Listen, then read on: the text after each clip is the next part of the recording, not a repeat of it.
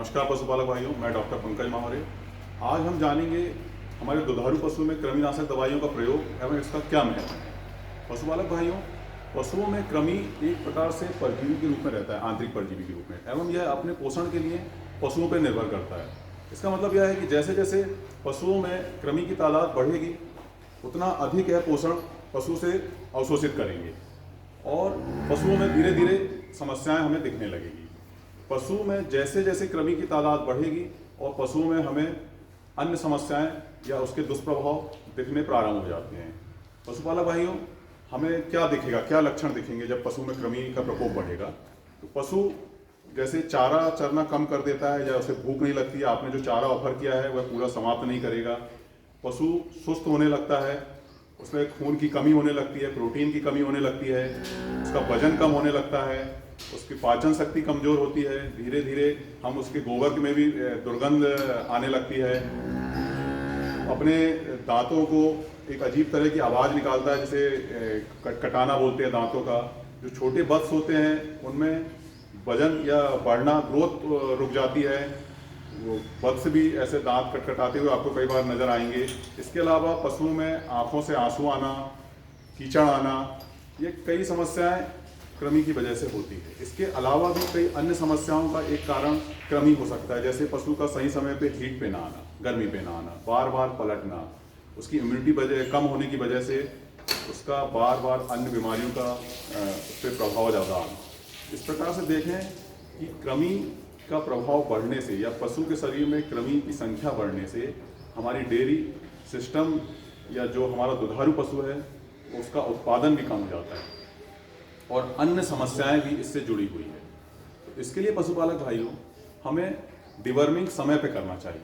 जो दुधारू पशु या बड़े पशु हैं हमारे, इन्हें प्रति 6 माह में हमें इनकी डिवर्मिंग करना होगा। डिवर्मिंग अर्थात कृमिनाशक दवाइयों का चयन हमें अपने पशु चिकित्सक की सलाह से करना चाहिए। प्रति 6 माह में हम इसे रिपीट करें और एक ही दवा को बार बार ना दें। इसी प्रकार जो बत्स होते हैं, जन्म के 15 दिन उपरांत पहली खुराक देवें, उसके बाद हर माह अगली खुराक देवें। ऐसा लगभग 6 माह तक करें। पशु जो गावन हो या जिनका एडवांस प्रेगनेंसी हो, जन्म के या प्रसव के अंतिम माह जो चल रहा हो गाय एवं भैंसों में, उस समय एवं जन्म के तुरंत बाद भी, प्रसव के तुरंत बाद भी, इसके अलावा जब चारा ना चल रहा हो या बीमार हो, इस समय पे आमतौर पे तो अवॉइड करना चाहिए कृमिनाशक दवाइयाँ देना। पर अगर जरूरत पड़े तो आपको पशु चिकित्सक की सलाह लेंगे।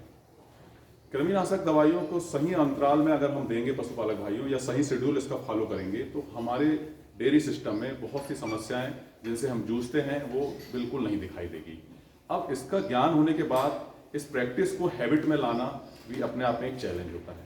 हम आज जैसे जो भी मंथ है, जैसे ये दिसंबर मंथ है, आप अपने बड़े पशुओं में कृमिनाशक दवाइयाँ दे रहे हैं, तो आपका अगला 6 महीना जो होगा लगभग जून माह में आएगा। तो इसके लिए रिकॉर्ड कीपिंग करें। पर आमतौर पर प्रैक्टिकली यह बहुत आसान नहीं होता। आपके पास गाड़ियां हैं, उनका बीमा रिन्यूअल का डेट, आपके बच्चों का वैक्सीनेशन का डेट, अगला, ये चीज़ें आमतौर पे हम भूल जाते हैं। तो मैंने जितना देखा है कि अधिकतर 90% से अधिक किसान या पशुपालक भाई रिकॉर्ड मेंटेन नहीं कर पाते हैं। तो हमें इस चीज़ को ईजी बनाना होगा कि हम कैसे इस ज्ञान को या इस नॉलेज को अपने हैबिट में ला सकें। हैबिट में लाना और ईजी बनाना, इस पे भी हमें काम करना होगा ताकि यह चीज़ कंटिन्यूटी बनी रहेगी। जैसे आज आपने वीडियो देखा या इस चीज़ को चर्चा में सुना, तो हो सकता है आप 1-2 दिनों में ही डिवर्मिंग कर दें पशु की, पर क्या वो 6 महीने बाद आपको याद आ पाएगा? या आपने कहीं रिकॉर्ड में लिखा भी, तो क्या आप उस चीज़ को रेगुलर देख पाएंगे हर माह की नेक्स्ट कब आने वाला है उसका समय? ये चीज़ जनरली मिस हो जाती है, और अगर वो मिस हो गई तो आपकी प्रैक्टिस से या हैबिट से हट जाएगी। तो हमें इसके ईजी बनाने पर काम करना होगा। आमतौर पर जैसे आपने देखा कि हम साफ सफाई और स्वच्छता के महत्व को जानते हैं, पर आप देखिए कि हमने इसे एक पर्व से जोड़ा, जैसे दीपावली से। दीपावली के ठीक पहले किसान भाइयों, जैसे हमने या पशुपालक भाई हमने देखा है कि चाहे ग्रामीण अंचल हो या शहर हो, आपको उसके पहले ही एक हलचल या एक आंदोलन की तरह दिखता है ये स्वच्छता या सफाई। घर, अपने आसपास के परिवेश, अपने घर में दरवाजे, इन सब की सफाइयाँ आप देखेंगे उस समय अक्सर करते हैं। तो हमने उसे एक पर्व से जोड़ा, तो वह एक अभियान की तरह होता है और होता ही है, क्योंकि हमने उसे एक टाइमिंग दे दिया है। इसके अलावा भी जैसे ग्रामीण अंचल में देखें तो उस समय बहुत व्यस्तता होती है खेतों में, पर फिर भी हमारे आंगन, दीवारों और आसपास के परिवेश को हम साफ ही करते हैं। इसके अलावा जैसे देखें तो समर या गर्मी में खेतों में बहुत अधिक काम नहीं होता, पर उसके बाद भी हमें पता है कि स्वच्छता का महत्व, पर हम क्या उस समय कर पाते हैं? तो ठीक इसी तरह हमें इस हैबिट को या इस ज्ञान को अपने को किसी साइंटिफिक चीज़ों पे ऐसे जो 6 महीने बाद ऐसा कोई पर्व जो रिपीट होते हो या कोई ऐसा ओकेशन उससे जोड़ना होगा।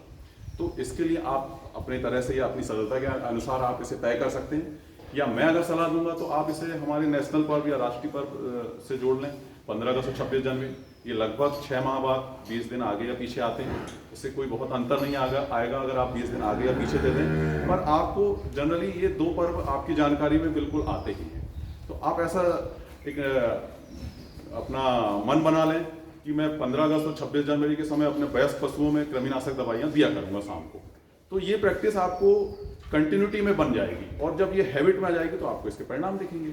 और बस को हर माह देना है तो यह तो आपको याद रखना होगा, या इसके लिए भी कोई एक सरल उपाय बना लें।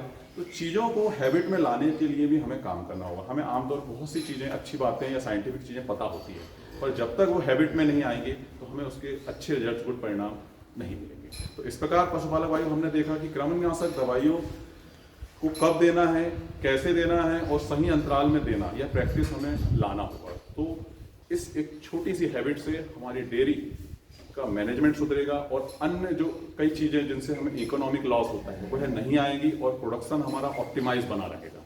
धन्यवाद।